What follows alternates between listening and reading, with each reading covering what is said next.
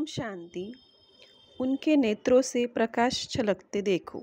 हमारे जीवन काल में हमने उस जगदम्बा सरस्वती को साक्षात देखा जिसकी लोग पूजा करते हैं। स्कूलों और कॉलेजों के बाहर कहीं मूर्ति बनाकर और कहीं चित्रों द्वारा उनकी पूजा होती है। लोग कहते हैं ये विद्या की देवी थी। वे कैसी विद्या की देवी बनी, क्या विशेषता थी उनकी? उनसे अनुभव सुनना जो उनके अंग संग रहे बहुत लाभकारी बात है। आप जानते हैं कि आर्य समाज के संस्थापक के नाम के आगे सरस्वती उपाधि लगती है, पर ये सरस्वती कौन थी? सरस्वती जो हुई वे तो आत्मा और परमात्मा को बहुत बारीकी से जानती थी। उन्होंने जो समझा था उससे जीवन में पूरी तरह उतारा था। वे गुणों की साक्षात मूर्त थी। दिल्ली में एक व्यक्ति था जो पवित्रता के नाम पर अपनी पत्नी को तंग करता था। रिश्तेदारों को कहता था कि जब से यह ब्रह्मा कुमारी में जाती है, सेवा नहीं करती है, बच्चों को नहीं संभालती। असली बात तो वह बताता नहीं था क्योंकि वह बात उसके विरुद्ध जाती थी। उसने मेरी भी पिटाई करने की कोशिश की थी। वो समझता था कि यही भाई है जो सभी को सहयोग देता है। उसने अपनी पत्नी को घर से निकाल दिया। हमने फैसला होने तक उस बहन को महिला आश्रम में रखा। मैं महिला आश्रम के प्रधान को अपने साथ दिल्ली राजौरी गार्डन सेवा केंद्र पर मम्मा से मिलाने ले गया। वहाँ वे ठहरी हुई थी। मेरे से आधा घंटा पहले वो व्यक्ति की आश्रम पर पहुंचता था। उसने सेंटर की दरी फेंक दी, बल्ब तोड़ दिए, कुर्सियां इधर उधर कर दी, काफ़ी अपना तमाशा दिखाया। फिर पूछने लगा, मम्मा कहाँ है? आज मैंने फैसला करके ही जाऊंगा। बहनें डर गई कि पता नहीं यह मम्मा को क्या कह दे। मम्मा को उन्होंने सबसे ऊपरी मंजिल पर भेज दिया। वह कहने लगा, आपने मम्मा को छिपा कर रखा है, मेरे सामने क्यों नहीं आती? मेरे से बात कराओ। फिर अपने आप ही सारे मकान में घूमा, ऊपर नीचे, फिर सबसे ऊपर की मंजिल पर गया। वहाँ कमरे में एक चारपाई और एक कुर्सी थी। कुर्सी पर मम्मा बैठी थी। वह जब पहुंचा तो मम्मा कुर्सी से उठ गई और बोली, आओ बच्चे आओ। कैसे आए? बहुत प्यार से उसको कहा, आओ बच्चे। यह सुनकर उसने सच्चे मन से कहा, माँ माँ माँ। प्रश्न सब उसके खत्म हो गए। मम्मा ने फिर पूछा, बोलो कैसे आए? कहता है कुछ नहीं। जो उसकी शिकायत थी वह झगड़ा करने आया था। वे सब बातें एक तरफ रही। मम्मा से बहुत प्रभावित हुआ। मम्मा ने तो कोई बात भी नहीं की थी, केवल प्यार से उसे बुलाया था कि आओ बच्चे बैठो। उसने कहा, नहीं मम्मा, आप यही बैठो, मैं वहाँ बैठता हूँ। बड़ी नम्रता से मम्मा ने उसे कहा, नहीं नहीं आप बैठो। उसे आश्चर्य लगा कि ये इतनी बड़ी है और मुझे अपनी जगह दे रही है। बैठ तो गया वह, पर शांति से मम्मा की दृष्टि लेता रहा। उस दृष्टि से उसे बहुत लाभ हुआ, अच्छा अनुभव हुआ।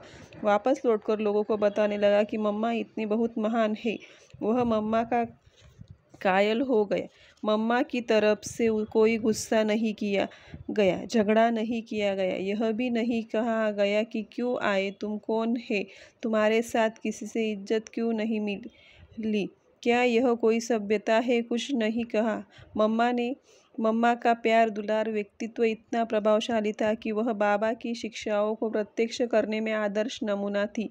योगी के लिए गाया हुआ है कि उसकी मनसा, उसकी आंतरिक स्थिति सबके प्रति प्रेम और सद्भावना वाली होती है। वह सोचता है जो निंदा करे वह भी हमारा मित्र। बाबा के जीवन में भी हमने देखा, सिर्फ कहने मात्र नहीं बल्कि निंदा करने वालों को बाबा कहते हैं। बच्चे हैं ना, इनको ज्ञान नहीं है, इनका कसूर नहीं है। ड्रामानुसार इनका यही पार्ट है। जब समझ जाएंगे तब ऐसा नहीं करेंगे। इसलिए इनकी बात का बुरा मनाने की ज़रूरत नहीं है। मम्मा की चुंबकीय शक्ति इस बात के कारण थी कि वे सबको बच्चे समझती थी। सिर्फ ब्रह्मा कुमारियों की माँ नहीं थी। वे तो अपने व्यवहार से साक्षात दर्शाती थी कि सभी उनके बच्चे हैं, चाहे आयु कुछ भी थी, शत्रु मित्र का, स्त्री पुरुष का, आयु का, किसी का भी उनको देहभान नहीं था। तो वे योगी हो गई ना। बिना योग के देहाभिमान जा नहीं सकता। योग की शक्ति सर्वश्रेष्ठ है। योगी इसी से विजय प्राप्त करता है। विजय माला का दान बनता है। यह हमने मम्मा के जीवन में प्रत्यक्ष देखा। उन दिनों इस संस्था के प्रति लोगों की प्रतिक्रिया बहुत विरोधक थी। कई लोग उन दिनों बाबा की बड़ी निंदा कर दिया करते थे। अब मनुष्य अपनी निंदा तो सुन ले, चलो संस्था की भी बर्दाश्त कर ले, परंतु बाबा जिनसे अनन्य प्रेम है, जिनसे नया जीवन पाया है, उनके लिए ऐसा वैसा सुनने से उत्तेजना होती थी। लेकिन यह ना हो, यह सबने मम्मा का जीवन देखकर सीखा। मम्मा की तरह सहनशीलता, मधुरता, नम्रता, सबके प्रति सज्जनता, ये सभी दैवी गुण हम में भी होने चाहिए। जब तक कोई रोल मॉडल आदर्श सामने ना हो, व्यक्ति किसका अनुकरण करे। मम्मा का जीवन निर्मल था। दर्पण की तरह से कोई भी देखे, उनके पास बैठे, चाहे विरोधी हो चाहे सहयोगी, कहेगा यह मेरी मम्मा है। ऐसे ही एक अन्य स्थान पर विरोधियों का एक समूह मम्मा से मिलने सेंटर की ऊपरी मंजिल पर गया तो देखा वो अचल स्थिर अवस्था में योग में बैठी थी। नीचे जो विरोध के स्वर गूंज रहे थे उनके एकदम अप्रभावित वे मम्मा के सामने आकर बैठ गए।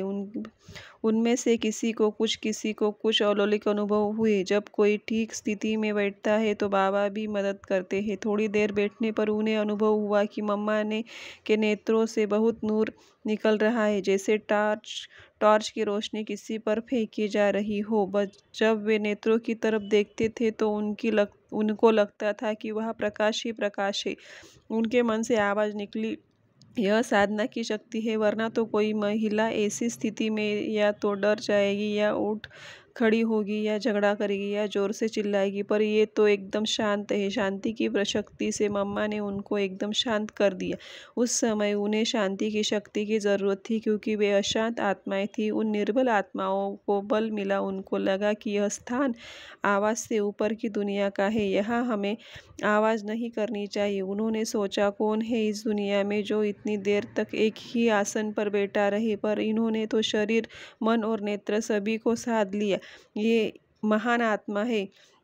उनमें से कुछ ने धार्मिक साहित्य पढ़ा था। योगी के लक्षणों को वे जानते थे। योगी के चारों ओर बैठने वाले जानवर जो जन्मजात शत्रु होते हैं, मित्र बन जाते हैं, जैसे कि तपस्वी शंकर के यादगार चित्र में दिखाया गया है। उनके पास मोर, सांप, बैल आदि बैठे दिखाते हैं, जो यूं तो जन्मजात एक दो के वैर है, पर वहाँ एक परिवार के सदस्य की भांति बैठे हैं। भाव यह है कि शंकर जी की योग समाधि से प्रभावित होकर वे भी शांत हो गए हैं। ये विरोध लोग मम्मा को देखकर शांत हो गए। वे वहाँ से जाना नहीं चाहते थे। मम्मा की शक्ति ने इनको पकड़ लिया था, पर फिर भी वे यह सोचकर नीचे आ गए कि कहीं बाहर खड़े लोग और ज़्यादा हल्ला गुल्ला ना कर दे। नीचे आए तो नीचे खड़े लोग तो बेसब्री से इनका इंतज़ार कर ही रहे थे। इन्होंने कहा, भाई इनकी मम्मा कमाल है, आप चाहो तो जाके देख लो, मम्मा इनकी बहुत अच्छी है। विरोधियों ने कहा, देखो तुम लोगों की भी जादू लग गया ना, हम पहले ही डर रहे थे कि तुम इतनी देर से बैठे हो, बिल्कुल हो उनके होकर ही जाओगे, हो गया ना जादू। वे बोले, ऐसा नहीं है, आप खुद जाकर देख लो। उन्होंने कहा, आपका मतलब यह है कि हम भी जाए और जादू लगवा कर आ जाए? ना भाई, हमारे बच्चे बीवी कहेंगे ये कहाँ से बदल कर आ गए, हम नहीं जाएंगे। ऐसा कहकर बहुत से चले गए, पर कुछ बात ही निकृष्ट प्रकार के लोग थे, अब भी खड़े रहे। पूछने लगे, क्या तुम्हारी आँख से सुरमा डाला था? वे बोले, नहीं। फिर पूछा, कुछ खिलाया था क्या? वे बोले, नहीं। फिर कुछ तो जादू कैसे किया? दृष्टि से कर दिया होगा। वे बोले, तुम चाहे जो कह लो, पर सच्ची शांति मिल सकती है तो यहाँ ही मिल सकती है, और मिल सकती है इनकी मम्मा से। मैंने वो वृत्तांत आपको बताए। बाबा बार बार हमसे कहते हैं, बच्चे आपकी योग की स्टेज ऐसी हो जा जो मनसा सेवा कर सके। अंत में ऐसा ही सेवा होगी। लोग बहुत घबराए हुए और अशांत होंगे। आप साइलेंस में रहकर उनको शांति की शक्ति देना, जो चाहिए वो देना। अभी तक हमारे जीवन में वो विशेषता नहीं आई, और मम्मा में तो उन दिनों आ गई थी। मम्मा को बाबा ने कोई बार बार नहीं कहा, यही मम्मा की विशेषता थी। बाबा ने जो एक शिक्षा दी, दोबारा कहने की ज़रूरत बाबा को नहीं।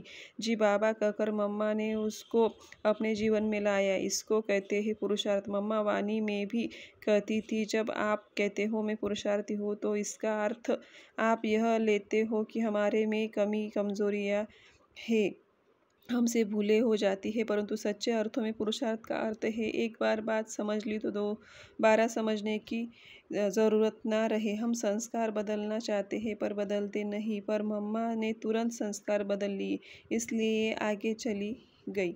ओम शांति। मेरे बाबा, प्यारे बाबा, मीठे बाबा, शिव बाबा।